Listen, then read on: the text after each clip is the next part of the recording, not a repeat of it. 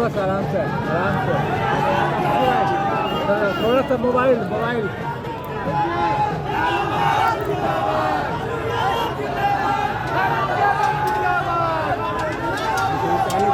बहुत शांति से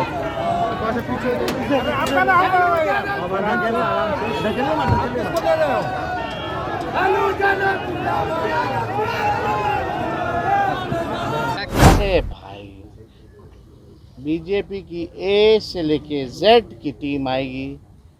दिल्ली चुनाव जब खत्म हुआ तभी हमने आपको कहा था, तो आई है। तो भाई हम लोग तो जो नियम है कि हम लोग तो मदद हमेशा करते, जब बुलाता लोग जाते हैं। लेकिन हम आपसे पूछना चाहते हैं, ईडी, सीबीआई, इनकम टैक्स, हम लालू जी, तेज प्रताप जी या मीसा भारती जी या हमारा पूरा परिवार, राबड़ी देवी जी, आप लोग गिनती भी भूल गए होंगे कि कितने बार हम लोग गए हैं। बता दो कितने बार गए, वो एक जवाब दे दो तो। अरे इस सब से कुछ होने वाला नहीं।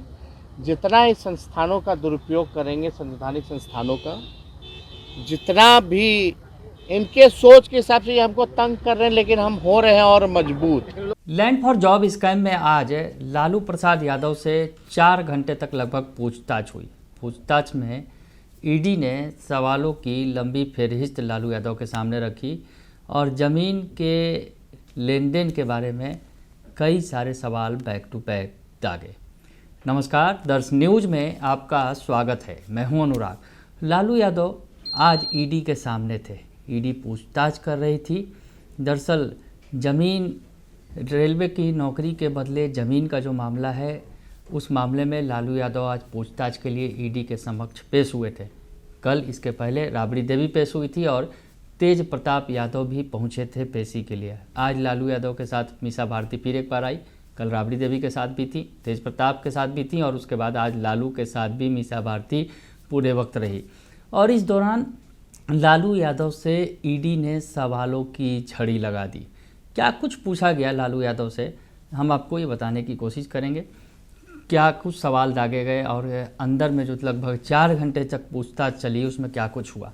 सबसे पहले लालू यादव से चाय और पानी की पेशकश की गई, जैसा कि कल राबड़ी देवी के सामने भी किया गया था पूछताछ के दौरान कि आप पानी पीना चाहेंगे, चाय पीना चाहेंगे। ईडी के अधिकारियों ने पूछा, यानी चाय पानी पिलाया और उसके बाद पूछताछ भी लंबी चौड़ी की। तो पूछताछ में ज़मीन से जो जुड़े मामले थे, जिसमें बड़ा सवाल, कई सारे अहम सवाल जो है निकल कर सामने आए। बड़ा सवाल ये आया, लालू से जब पूछा ईडी ने कि आपसे मिलने और राबड़ी देवी को ज़मीन मिलने के बाद ही इन तीनों को मध्य रेलवे मुंबई में ग्रुप डी पर नौकरी मिली। ग्रुप डी पद पर 2-3 लोगों का नाम लिया गया, राजकुमार सिंह, मिथिलेश कुमार और अजय कुमार। इन तीनों का जिक्र करते हुए ईडी ने पूछा, जब ये तीनों आपसे मिले और राबड़ी देवी को ज़मीन मिलने के बाद ही इन तीनों को मध्य रेलवे मुंबई में ग्रुप डी पर नौकरी मिली। यानी सवाल दागा गया कि किस तरह से जो ज़मीन के बदले नौकरी की बात कही जा रही है, तो इन 3 लोगों को उसका लाभ दिया गया और राबड़ी देवी के नाम ज़मीन हुई, आपसे मुलाकात हुई और उसके बाद ही नौकरी मिली। उसके अलावा और भी कई सारे सवाल जो आए सामने। महुआ बाग निवासी संजय राय ने भी अपनी 3,375 वर्ग फीट ज़मीन राबड़ी देवी से 3,75,000 में क्यों बेचा। यानी ज़मीनों का जो खरीद फरोख्त हुआ या फिर नौकरी, लालू परिवार के जो ज़मीन नाम किए गए, उनका जिक्र करते हुए लालू यादव से सवाल दागे ईडी के अधिकारियों ने। तो महुआ बाग का जिक्र किया गया और उसके बाद राबड़ी देवी के नाम पर ज़मीन रजिस्ट्री होने के बाद संजय राय और उसके परिवार के 2 सदस्य को रेलवे में नौकरी मिली, ऐसा क्यों। यानी ज़मीन का जिक्र किया गया और उसके बाद उसे रेलवे में नौकरी मिली। ये सवाल लगा गया कि उसकी ज़मीन का सौदा हुआ और उसके बाद उसे रेलवे में नौकरी मिली, ऐसा क्यों। यानी कहीं ना कहीं ये दोनों आपस में मेल खा रहे हैं, ये ईडी का कहना है। और ईडी की पूछताछ में आगे और भी कई सारी ज़मीन का जिक्र किया गया और किरण देवी की एक ज़मीन का जिक्र हुआ, जिसमें 80,905 वर्ग फीट ज़मीन 3,70,000 में आखिर आपकी बेटी मीसा भारती को ही क्यों बेचा, ये कहना था किरण देवी के बारे में। जमीन रजिस्ट्री के बाद किरण देवी के बेटे अभिषेक कुमार को सेंट्रल रेलवे मुंबई में नौकरी मिली। ऐसा क्यों? यानी जिस तरह से ज़मीन लिखा गया उसके बाद फिर नौकरी मिली, ऐसे कई सारे मामले लालू यादव के सामने ईडी ने रख दिया और इसका जवाब मांगा। सवाल और आगे पूछे गए और भी कई सारी ज़मीनों का जिक्र किया गया कि आपसे मिलने के बाद हजारी राय के भतीजे दिलचंद कुमार और प्रेमचंद कुमार को वेस्ट सेंट्रल रेलवे जबलपुर और साउथ ईस्टर्न रेलवे कोलकाता में नौकरी मिली। ऐसा क्यों? उसके अलावा लाल बाबू राय के बेटे लालचंद कुमार को 2006 में नॉर्थ वेस्टर्न रेलवे जयपुर में नौकरी मिली। ऐसा क्यों हुआ? लाल बाबू राय ने मई 2015 में आपको अपनी 1360 वर्ग फीट की ज़मीन आपकी पत्नी राबड़ी देवी के नाम किया था। हृदयानंद चौधरी का भी जिक्र आया, जिसका जिक्र पहले भी आ चुका है। हृदयानंद चौधरी को आप कब से जानते हैं? बृजनंदन राय ने अपनी 3375 वर्ग फुट की ज़मीन हृदयानंद चौधरी को क्यों दिया था? और वह ज़मीन हृदयानंद चौधरी ने ईस्ट सेंट्रल रेलवे हाजीपुर में नौकरी मिलने के बाद गिफ्ट डीड के जरिए इस ज़मीन की आपकी बेटी हेमा को ट्रांसफ़र क्यों किया? यानी राबड़ी को ज़मीन मिली और मीसा भारती को ज़मीन मिली, दूसरी बेटी हेमा जो हैं उनको ज़मीन मिली। तमाम ज़मीनों का जिक्र किया गया और पूछा गया कि ऐसा क्यों हुआ कि जब ज़मीन ट्रांसफ़र किए गए उसके बाद उस परिवार के शख्स को नौकरी मिली। तो सवालों की लंबी फेरहिस्त थी। आपको बताएं कि जब लालू यादव पहुंचे तो उन्हें पूछताछ के लिए रूम में बैठाया गया, उनसे उपस्थिति पंजी पर हस्ताक्षर करवाए गए। सूत्रों के हवाले से जो अंदर से खबर निकल कर आई कि लालू यादव से अधिकारियों ने पूछा कि आप ठीक हैं, स्वस्थ हैं ना, इस तरह की बात भी पूछी गई। और उसके अलावा कहा गया कि थोड़ा आराम कर लीजिए आप। उसके बाद चाय पानी की भी पेशकश की गई कि पानी लेंगे, चाय लेंगे या कॉफ़ी लेंगे, क्या लेंगे? लालू यादव से ये भी अधिकारियों ने पूछा। यानी अगर कहा जाए तो उनसे बिल्कुल एक हल्के फुल्के माहौल में पूछताछ की गई। पहले अधिकारियों के द्वारा जो है औपचारिकताएं भी निभाई गई और उसके बाद पूछताछ का सिलसिला भी जारी रहा। और इस दौरान जो अंदर से खबर आई कि लालू यादव ने अपने ही अंदाज में, भोजपुरिया अंदाज में कहा, ईडी के अधिकारियों को जवाब दिया कि ठीक बानी, सब ठीक बा। इस दौरान उनकी बेटी जो है मीसा भारती भी उनके साथ मौजूद थी। हालांकि पूछताछ की प्रक्रिया सिर्फ लालू यादव के साथ हो रही थी। लालू यादव का हालचाल लेने के बाद ईडी के अधिकारियों ने उनसे पूछताछ शुरू कर दी और लंबी लिस्ट जो है लालू यादव के सामने सवालों की रखी गई।